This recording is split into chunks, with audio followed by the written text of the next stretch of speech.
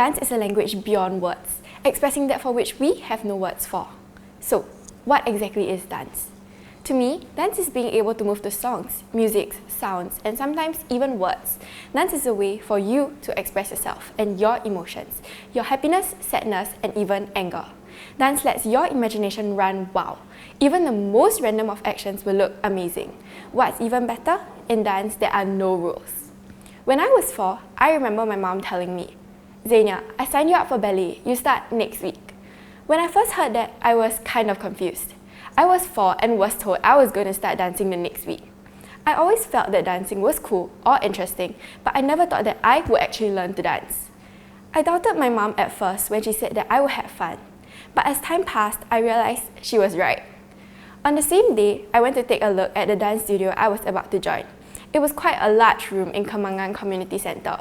It had a small window, and when I first looked into the window, I saw many people doing turns, which I would later learn to be known as pirouettes. When I first heard that, I was absolutely starstruck. I always wanted to be able to do that, but I never ever had the confidence that I would be able to pull it off. The very next week, I went for my first ever ballet class. When I entered the studio, my teacher greeted me warmly and she gave me a large smile. And when I told her that I had no dance background, she said that it was fine. I was also given my first pair of ballet shoes and a pink leotard. As time went on, I was also given other presents from my ballet teacher. These included character shoes and character skirts. As time progressed, the pink lace on the character skirts were changed to blue. The low character shoes were changed into taller character shoes. And because of that, I was further drawn into dance. And today, I am now currently defined by dance. Naturally, in primary school, I joined a dance CCA. This time though, it was Chinese dance, a completely different genre from what I was learning since I was at the age of 4. And yet, because of this, I learned how to adapt to different styles and situations. I was also able to incorporate ballet skills into my Chinese dance. Sure, these two genres require completely different things and completely different skill sets, but I was able to adapt and incorporate. This also helped me better appreciate both styles of dance better. Juggling two different dance styles was obviously hard, and doing so did take a toll on me. As my primary school was in the afternoon session, I took morning session for ballet. Every Wednesday, I would wake up at 8:30 in the morning just to attend ballet classes. Obviously, this was something I hated very much. After ballet classes, I would also have to wait for a taxi with my helper, and usually that took around 30 minutes to 45 minutes.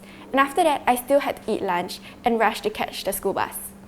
Every Thursday, I also had my Chinese dance CCA sessions in school.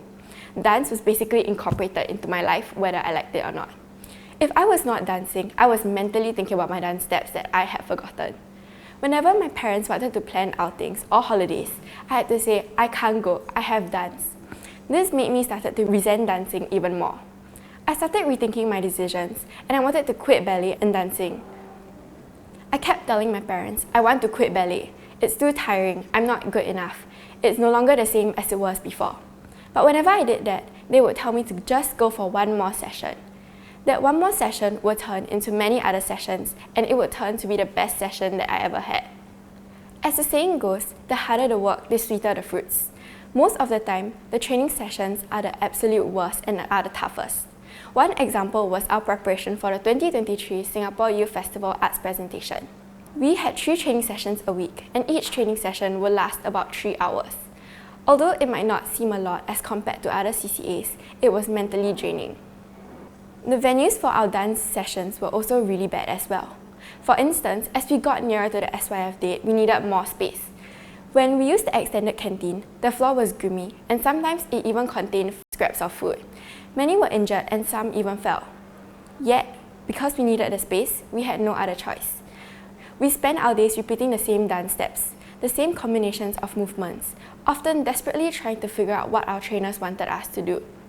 As time passed, instead of getting better like we were supposed to, we got worse.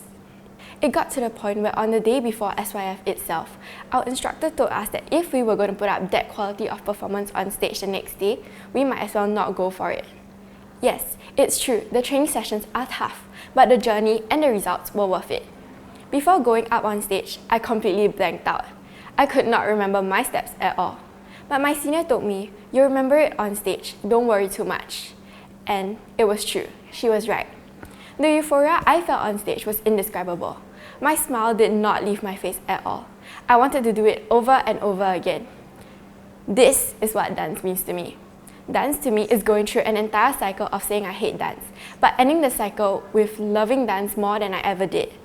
Dance to me is more fulfilling than answering the last question on the math test.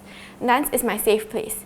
It's a place where I can express myself without the fear of being judged. Dance is where I make the best memories. And that is what dance means to me.